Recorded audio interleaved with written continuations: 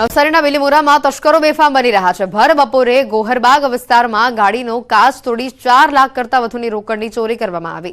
College road ઉપર આવેલા ખાનગી બેંકમાંથી રોકડ ઉપાડી બેંકથી થોડે દૂર કાર પાર્ક કરી પોતાના કામ માટે ગયેલ વેપારીને કારને નિશાન બનાવી ચોરીની સમગ્ર ઘટના સીસીટીવીમાં કેદ થઈ છે। બિલીમોરા પોલીસે અલગ અલગ વિસ્તારોમાં સીસીટીવી કેમેરાઓ ચેક કરી સમગ્ર મામલે તપાસ શરૂ કરી છે।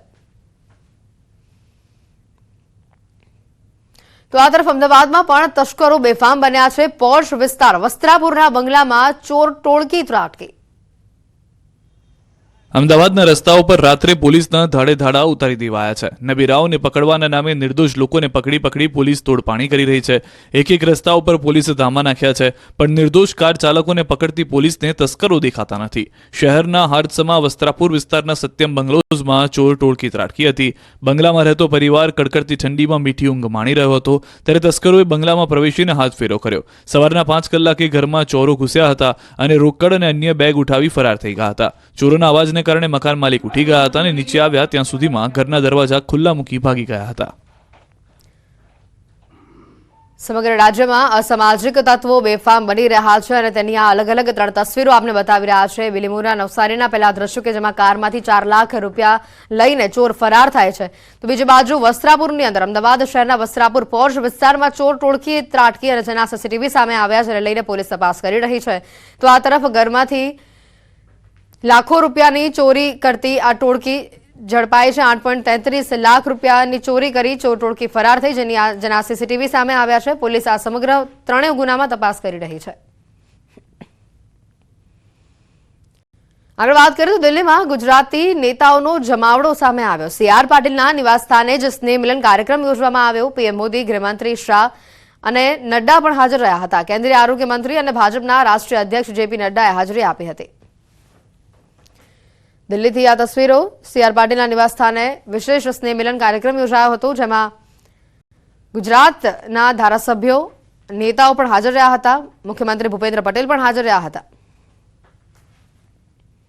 આણંદ જિલ્લામાં 15 વર્ષીય સગીરાએ અગમ્ય કારણોસર પોતાનું જીવન ટૂંકાવ્યું। મૂળ છોટાઉદેપુરની વતની આ સગીરાએ આણંદની ચરોતર એજ્યુકેશન સંચાલિત કસ્તુરબા કન્યા છાત્રાલયમાં આપઘાત કર્યો। લાકડાના કબાટના હેન્ડલ સાથે ફંદો બનાવી જીવન ટૂંકાવ્યું। ઘટના અંગે જાણ થતાં જ પોલીસ ઘટના સ્થળે દોડી આવી અને મૃતદેહને પોસ્ટમોર્ટમ માટે હોસ્પિટલ ખસેડવામાં આવ્યો। જોકે તેજસ્વી વિદ્યાર્થીનીએ આ અંતિમ પગલું ભરી લેતા અનેક તર્ક વિતર્ક સર્જાઈ રહ્યા છે। ભાજપે વોર્ડ પ્રમુખની ચૂંટણી પ્રક્રિયા શરૂ કરી છે। મહાનગરોમાં વોર્ડ અધ્યક્ષની ચૂંટણીમાં ભાગ લેવા માટે શનિવાર અને રવિવારે ઉમેદવારી પત્ર સ્વીકારાશે। વોર્ડ અધ્યક્ષની પસંદગી માટે ભાજપે યોગ્યતા નક્કી કરી છે। સતત 2 ટર્મ વોર્ડ પ્રમુખ રહેનારને નહીં બનાવાય વોર્ડ પ્રમુખ। વોર્ડ અધ્યક્ષ બનવા માટે મહત્તમ ઉંમર 40 વર્ષ રહેશે। ખાસ કિસ્સામાં છૂટછાટ માટે મહત્તમ 45 વર્ષની મર્યાદા છે। અંતિમ નિર્ણય ચૂંટણી અધિકારી કરશે। વોર્ડની ટીમ, મહાનગરની ટીમ, સેલ, મોરચા અને પ્રકલ્પમાં ફરજિયાત કામ કરેલું હોવું જરૂરી છે। સ્થાનિક સ્વરાજમાં ચૂંટાયેલા કાર્યકર્તાને નહીં બનાવાય વોર્ડ પ્રમુખ।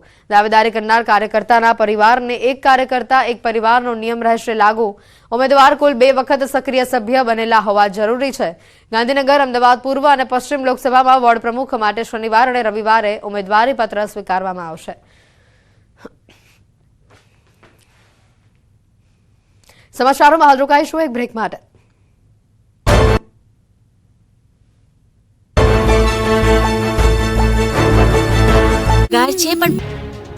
રાજ્ય સરકારના કર્મચારીઓ માટે આનંદના સમાચાર સામે આવ્યા છે। 7મા પગાર પંચનો લાભ મેળવતા રાજ્ય સરકારના કર્મચારીઓને કેન્દ્રના ધોરણે મોંઘવારી ભથ્થામાં 3% વધારો કરવામાં આવ્યો છે। હવેથી 1 જુલાઈ 2024થી 3% વધારો કરી 53% મોંઘવારી ભથ્થું મંજૂર કરવામાં આવ્યું છે। તો પેન્શનર્સ અને કર્મચારીઓને 1 જુલાઈ 2024થી મૂળ પગારના 53% મોંઘવારી ભથ્થું મળશે। રાજ્ય સેવાના અને પંચાયત સેવા તથા અન્ય મળીને 4.45 લાખ કર્મચારીઓ અને 4.63 લાખ પેન્શનર્સને લાભ મળશે। રાજ્ય સરકાર અને પંચાયતના કર્મચારીઓને જુલાઈ 2024થી નવેમ્બર 2024 સુધીના મળવાપાત્ર મોંઘવારી ભથ્થાના પગાર તફાવતની રકમ ડિસેમ્બરના પગારની સાથે રોકડમાં ચૂકવવાની રહેશે। ગુજરાતમાં શિયાળો જામી તો ગયો છે, પરંતુ હજુ જોઈએ એવી ઠંડી પડતી નથી। અમુક શહેરોને બાદ કરતા તાપમાન 15 ડિગ્રીથી નીચે પણ નથી ગયું। 2 દિવસથી તો લોકોની શિયાળો ગાયબ થઈ ગયો હોય તેવો અહેસાસ થઈ રહ્યો છે. તાપમાન ફરી ઊંચકાઈને 18 ડિગ્રી આસપાસ પહોંચી ગયું છે, પરંતુ ફરી એકવાર ઠંડીનું ટોર્ચર સહન કરવા તૈયાર થઈ જજો. કાતિલ ઠંડીનો રાઉન્ડ આવી રહ્યો છે. હવામાન વિભાગની આગાહી મુજબ આગામી 3 દિવસ વાતાવરણ સ્થિર રહેશે. બાદમાં 3 દિવસ બાદ ઠંડીનું જોર વધશે. 3 દિવસ બાદથી રાજ્યના તમામ જિલ્લાઓમાં 2 થી 4 ડિગ્રી સેલ્સિયસ તાપમાનમાં ઘટાડો થઈ શકે છે. એટલે ફરી એક વખત ગાત્રો થીજવતી ઠંડી ગુજરાતવાસીઓએ તૈયાર રહેવું પડશે. ગુજરાત ઉપર આવતા પવનો હાલમાં ઉત્તર પૂર્વ અને પૂર્વ દિશા તરફથી આવી રહ્યા છે. તથા તાજેતરમાં જ તમિલનાડુમાં ટેંગલ વાવાઝોડાએ જે તારાજી સર્જી હતી તેના ભેજ હજુ પણ ઉત્તર પૂર્વ અને પૂર્વ દિશા તરફથી ગુજરાત સુધી આવી રહ્યા છે. તેથી તાપમાનમાં વધારો થયો છે, પરંતુ આગામી 3 દિવસ બાદથી ફરી એક વખત તાપમાનમાં ઘટાડો આવશે અને લઘુત્તમ તાપમાન ઘટતા વધુ એક ઠંડીનો રાઉન્ડ અનુભવાઈ શકાય છે. 3 દિવસ સુધી અમદાવાદ અને આસપાસના વિસ્તારનું લઘુત્તમ તાપમાન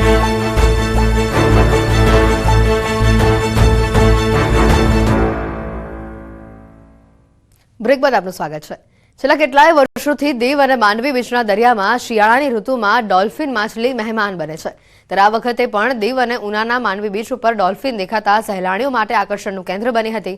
ગુલાબી ઠંડીમાં ડોલ્ફિને દેખા દીધી છે અને જેને જોતા જ સહેલાણીઓ પણ ખુશ જોવા મળ્યા. આ ડોલ્ફિનને નિહાળવા માટે સહેલાણીઓ એડવાન્સમાં બુકિંગ કરાવતા પણ જોવા મળ્યા. ડોલ્ફિન માછલી એક શાંત સ્વભાવની અને દરિયાના પાણીમાં લોકોને જોઈને ઉછળકૂદ કરતી માછલી છે.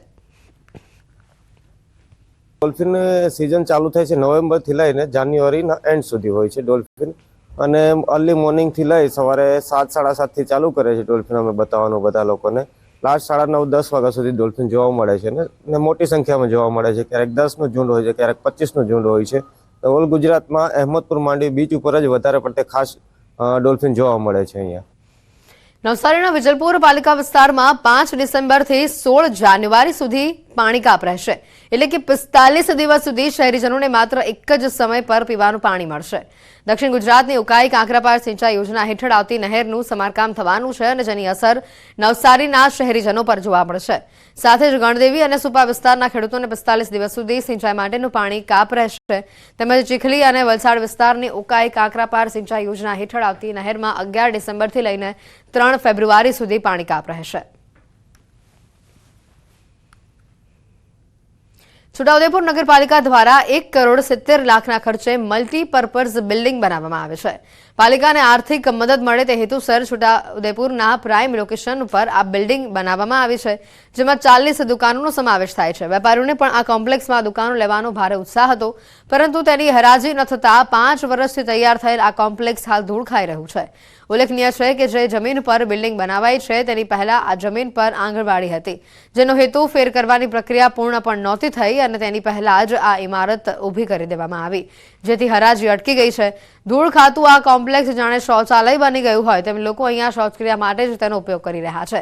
જ્યાં જુઓ ત્યાં ગંદકી જોવા મળી રહી છે અને જેથી સ્થાનિકો તેમજ વેપારીઓની એક જ માંગ છે કે આ પ્રશ્નનો જલ્દીથી નિકાલ આવે.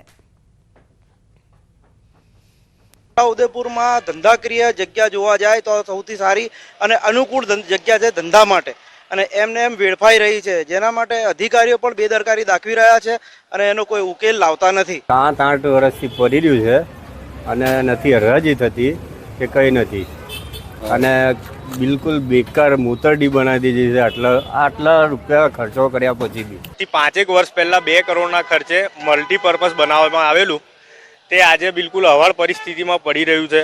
એનો કોઈ ઉપયોગ નથી અને લોકો ત્યાં ગંદકી કરે છે.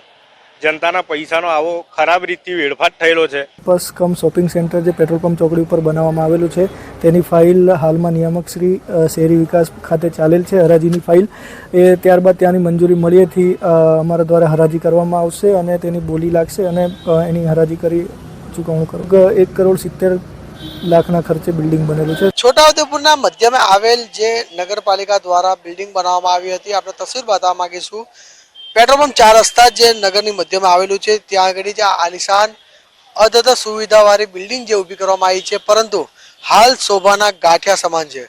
તેનું કારણ તો જાણી નથી શકાયું, પરંતુ કહેવામાં આવે છે કે આ જે 40 જેટલી દુકાનો પાડવામાં આવી છે, આ વિસ્તારના લોકોને રોજગારી મળે અને નગરપાલિકાની આવક થાય તે હેતુથી આ બિલ્ડિંગ બનાવવામાં આવ્યું હતું, પરંતુ આજે કેટલાક સમયથી આની હરાજી થઈ નથી અને આ વિસ્તારના લોકોને આનો લાભ મળ્યો નથી.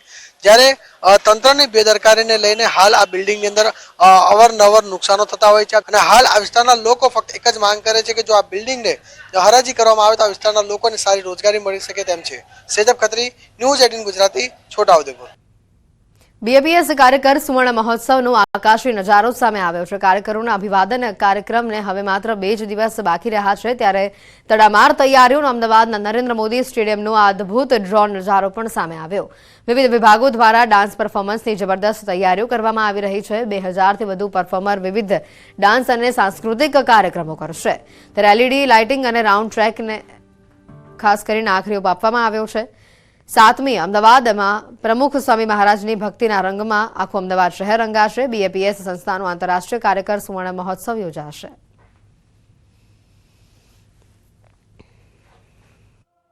ભવ્ય, દિવ્ય અને અદ્ભુત, ઐતિહાસિક, આધ્યાત્મિક, અલૌકિક, અદ્વિતીય. જેટલો વિરાટ સંપ્રદાય એટલું જ વિરાટ આયોજન. આ દ્રશ્યો અમદાવાદ સ્થિત વિશ્વના સૌથી મોટા નરેન્દ્ર મોદી સ્ટેડિયમના છે, જ્યાં યોજાવા જઈ રહ્યો છે બીએપીએસ સંસ્થાનો આંતરરાષ્ટ્રીય કાર્યકર સુવર્ણ મહોત્સવ. આ કાર્યક્રમને લઈને તડામાર તૈયારીઓ કરાઈ રહી છે. કાર્યક્રમમાં 4 ચાંદ લગાવવા એકથી એક ચડિયાતા સુશોભનો તૈયાર કરાઈ રહ્યા છે. વિવિધ કલાકૃતિઓ બનાવાઈ રહી છે. સાળંગપુર, રાયસણ અને શાહીબાગ ખાતે છેલ્લા 2 મહિનાથી કાર્યક્રમની તૈયારીઓ ચાલી રહી છે. રાયસણમાં 34 એકરની જગ્યામાં વર્કશોપ ઊભું કરાયું. વિવિધ સાંસ્કૃતિક કાર્યક્રમોના રિહર્સલ થઈ રહ્યા છે. સ્વામિનારાયણ સંપ્રદાયના વિશ્વભરમાં પથરાયેલા લાખો કાર્યકરોની નિસ્વાર્થ સેવા અને સમર્પણને વધાવતો વિશ્વના આ એક અભૂતપૂર્વ વિરાટ કાર્યક્રમ 7 ડિસેમ્બર સાંજે 5 વાગ્યાથી રાતના 8:30 વાગ્યા સુધી યોજાવા જઈ રહ્યો છે. સનાતન સંસ્કૃતિના જતન માટે સેવાભાવી કાર્યકરોની ભેટ આપનારા પ્રમુખ સ્વામી મહારાજને તેમના જન્મદિવસે વિશેષ ભાવાંજલિ અપાશે. આ કાર્યક્રમમાં વિશ્વભરમાં સેવા આપી રહેલા 1 લાખથી વધુ નિસ્વાર્થ કાર્યકરોનું અભિવાદન થશે. 2000થી વધુ સ્વયંસેવકો સાંસ્કૃતિક પરફોર્મન્સ આપશે. લાઇટિંગ અને લેઝર શો સાથે રંગારંગ કાર્યક્રમ રજૂ કરાશે. બીએપીએસના વડા મહંત સ્વામી મહારાજ અને લેઝર શો સાથે રંગારંગ કાર્યક્રમમાં ઉપસ્થિત રહેશે. કેન્દ્રીય ગૃહમંત્રી અમિત શાહ, મુખ્યમંત્રી ભૂપેન્દ્ર પટેલ ઉપસ્થિત જોવા મળશે. પીએમ નરેન્દ્ર મોદી કાર્યક્રમમાં વર્ચ્યુઅલી જોડાશે. અહીં પ્રસ્તુત થનાર રંગારંગ કાર્યક્રમની મુખ્ય થીમ 3 વિભાગમાં વ્યક્ત થશે. યુકે, અમેરિકા, આરબ, એશિયા, પેસિફિક દેશોથી હજારો કાર્યકર્તાઓ મહોત્સવમાં હાજરી આપશે. રાજકોટના લોધિકાના જશવંતપુરમાં ₹550 કરોડના ખર્ચે ઉમિયા માતાનું મંદિર અને શિક્ષણધામ બનશે. આ પ્રોજેક્ટ માટે જશવંતપુર ગામમાં ન્યારી નદીના કાંઠે 32 વીઘા જમીનની ખરીદી કરાઈ છે. મંદિર ઉપરાંત સેવાશ્રમ, શૈક્ષણિક સંકુલના વિવિધ કાર્યક્રમનું ખાતમુહૂર્ત આગામી તારીખ 13 ડિસેમ્બરના રોજ રાજ્યના મુખ્યમંત્રી ભૂપેન્દ્ર પટેલના હસ્તે કરવામાં આવનાર છે. મહત્વનું છે કે ₹550 કરોડના આ પ્રોજેક્ટમાં પ્રથમ તબક્કે 2 એકર જગ્યામાં 50 કરોડનું મંદિર બનાવવામાં આવશે. આ સમગ્ર કાર્યક્રમ ઉમિયાધામના મંદિરના પ્રમુખ બાબુભાઈ પટેલના અધ્યક્ષ સ્થાને યોજાશે. આ મંદિરમાં સિમેન્ટ અને લોખંડનો ઉપયોગ કરાશે નહીં. વધુમાં અયોધ્યા મંદિરમાં વપરાયેલા પથ્થરોનો ઉપયોગ કરી 4 વર્ષની અંદર આ મંદિર તૈયાર કરવામાં આવશે. આ મંદિર આપણે પિંક બંસી પાળપુર પથ્થરમાંથી બનાવ્યું છે, જે અયોધ્યાનું મંદિર અત્યારે નિર્માણ થઈ રહ્યું છે તે પથ્થરમાંથી. અને આખા મંદિરમાં આપણે લોખંડ કે સિમેન્ટનો ઉપયોગ કરવાના નથી. આપણું મંદિર 2 એકર જગ્યામાં થઈ રહ્યું છે, જેની સામે 10 એકર જગ્યામાં સામાજિક, શૈક્ષણિક અને આરોગ્યલક્ષી વિવિધ પ્રોજેક્ટો બનવા જઈ રહ્યા છે. હવે અંબાજીમાં ભક્તો એક જ જગ્યાએ તમામ શક્તિપીઠના દર્શન કરી શકશે. અંબાજીના ગબ્બર તળેટીમાં 51 શક્તિપીઠ મંદિરોની પ્રતિકૃતિવાળા 51 શક્તિપીઠ મંદિરોની સ્થાપના કરવામાં આવી છે. એક જ દિવસમાં એક જ જગ્યાએ તમામ શક્તિપીઠના દર્શનનો લાભ લઈ શકાય તે માટે અંબાજીના ગબ્બરમાં 51 શક્તિપીઠ મંદિરોની સ્થાપના કરવામાં આવી છે. જેના પ્રચાર પ્રસાર માટે અંબાજી મંદિર દેવસ્થાન ટ્રસ્ટ દ્વારા એક અલાયદો અંબિકા રથ બનાવી ગુજરાતના વિવિધ ભાગોમાં પ્રચાર માટે મોકલવામાં આવ્યો છે, જેના 3જા રાઉન્ડની શરૂઆત કરવામાં આવી છે. અંબિકા રથમાં માતાજીની આરતી પૂજા કરીને મંદિરના અધિક કલેક્ટરે માતાજીની ધજા લહેરાવી અંબિકા પ્રસ્થાન કરાવ્યું. આ રથ 1 મહિના સુધી બનાસકાંઠા, પાટણ અને મહેસાણા જિલ્લાના વિવિધ ગામોમાં પરિભ્રમણ કરશે. સાથે સાથે આગામી જાન્યુઆરીમાં અંબેનો પ્રાગટ્ય ઉત્સવ અને ફેબ્રુઆરીમાં 51 શક્તિપીઠ મંદિરનું પાટોત્સવ ઉજવવામાં આવનાર છે, તેનો પણ સાથે પ્રચાર પ્રસાર કરશે. દ્વારકામાં સમુદ્ર તટથી જોડાયેલા 21 નિર્જન ટાપુઓ પર લોકોની અવરજવર પર રોક લગાવાઈ છે. દેવભૂમિ દ્વારકા જિલ્લા કલેક્ટરે જાહેરનામું બહાર પાડી જાહેરાત કરી. મહત્વનું છે કે સમુદ્ર માર્ગે દેશ વિરોધી પ્રવૃત્તિ અટકાવવા માટે સુરક્ષાની દ્રષ્ટિએ આ નિર્ણય લેવામાં આવ્યો છે. દેશની સુરક્ષા વ્યવસ્થાને ધ્યાનમાં રાખીને તારીખ 29 જાન્યુઆરી 2025 સુધી 21 ટાપુ પર જવા માટે પ્રતિબંધ મૂકવામાં આવ્યો છે.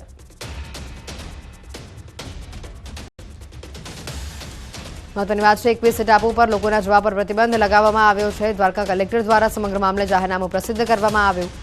મહત્વનું છે કે સમુદ્ર માર્ગે દેશ વિરોધી પ્રવૃત્તિઓ અટકાવવા માટે સુરક્ષાની દ્રષ્ટિએ આ નિર્ણય લેવાયો છે. દેશની સુરક્ષા વ્યવસ્થાને ધ્યાનમાં લઈને આ નિર્ણય લેવાયો છે.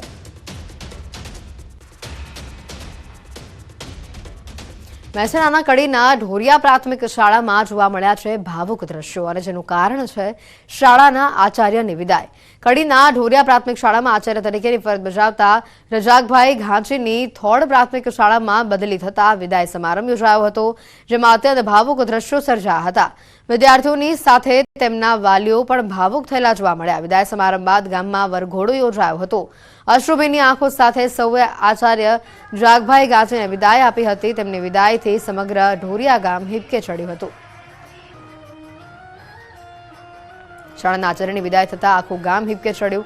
ન માત્ર વિદ્યાર્થીઓ પરંતુ વાલીઓ પણ અશ્રુભીની આંખે આચાર્યને વિદાય આપતા જોવા મળ્યા. સૌ કોઈ અશ્રુભીની આંખે આચાર્યને વિદાય આપી.